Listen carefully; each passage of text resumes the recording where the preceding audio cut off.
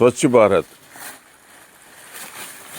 మన ఇంటి చుట్టుపక్కల శుభ్రంగా ఉంచుకోవాలి. లేకపోతే ఇలాగే చెత్తంతా ఉంటే సర్పాలు చేరతాయి, తాస్పాములు, జరిపోతులు, తేళ్ళు, ఇంకా వివిధ ప్రాణులు చేరి మనకే హానికరం అవుద్ది. మనమే ప్రాణానికి ఇబ్బంది అవుద్ది. సో దయచేసి మీ చుట్టుపక్కల పరిసరం అంతా శుభ్రంగా ఉంచుకోండి.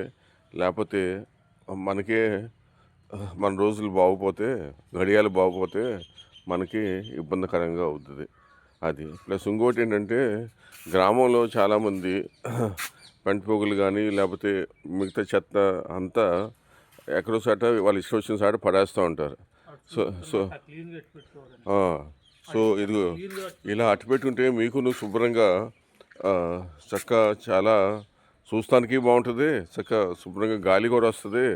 అది మీరు క్లీన్గా ఉంచుకోలేదండి, శుభ్రంగా ఎయిర్ బౌండ్ డిసీజ్ ఉంటాయి, గాలిలోనే సూక్ష్మ పదార్థాలు ఉంటాయి. అవి మన మన ఆరోగ్యానికే మనకి దెబ్బకి గురవుతాము. సో దయచేసి వాళ్ళ ఇంటి చుట్టుపక్కలంతా శుభ్రంగా ఉంచుకుంటూ వాళ్ళకే మంచిది.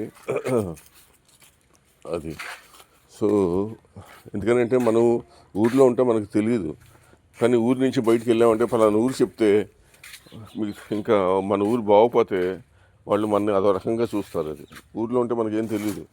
అది సో ఒకప్పుడు నేను యూఎస్లో ఉండొచ్చి వాళ్ళు స్పెషల్గా ఇండియా అంత డర్టీ కంట్రీ అంటారు. సో దయచేసి మనం అనవసరంగా విదేశాలకు వెళ్ళి అలా అనిపించుకుంటే బాగోదు. స్పెషల్లీ ఆస్ట్రేలియా వాళ్ళు కూడా చాలా శుభ్రతగా దానికి ప్రాధాన్యం ఇస్తారు.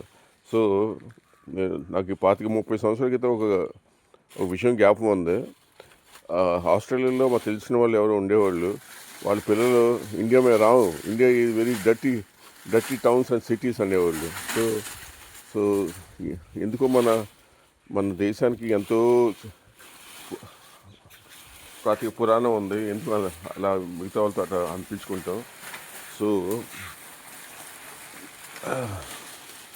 మేము చుట్టుపక్కల అంతా క్లీన్గా ఉంటే, శుభ్రతగా ఉంటే మనకి ఆరోగ్యానికి చాలా మంచిది. అది ప్లస్ మిగతా పక్క ఊళ్ళు వాళ్ళు ఎక్కడైనా వెళ్ళినా కూడా మనం గర్వకార్యంగా చెప్పుకోవచ్చు పలానా ఊరని. సో మిగతా వాళ్ళు మెచ్చుకుంటారు, గర్వపడతాం మనం. అది శుభం.